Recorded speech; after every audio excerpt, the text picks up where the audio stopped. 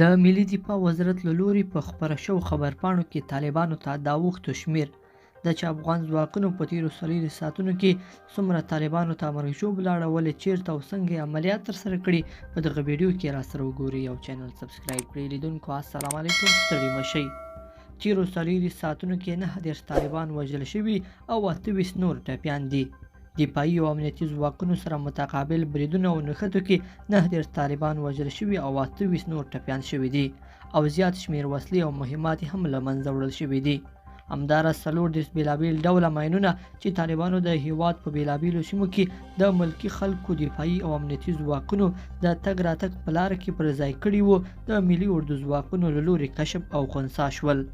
دغه طالبان د هیواد غزني، ننګرهار، لغمان، زابل او کندهار ولایتونو کې وژل شوي دي. بلخوا ملي دفاع وزارت په بل راپور کې ویلي د کندهار په ژړۍ ولسوالۍ کې د ملي اردو ځواکونو عملیات. تېره ورځ ملي اردو ځواکونو د کندهار ولایت ژړۍ ولسوالۍ په قاري سلیم دره کې عملیات ترسره کړل.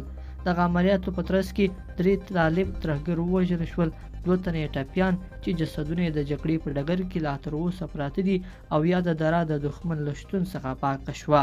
همداراز یو شمېر وسلې او مهمات هم د ملي اردو لاسته ورغلي دي. بلخوا ملي دفاع وزارت په بل راپور کې ویلي په غور کې 14 طالبانو ته مرګ ژوبله اوښتې چې په پایله کې 6 طالبان وژل شوي او 8 نور ټپیان شوي دي. همداراز د طالبانو 10 موټر سایکلونه، 3 موضوع له منځه وړل شوي او د یاد ښار پراخې سیمې د طالبانو له شتون څخه پاکې شوي دي.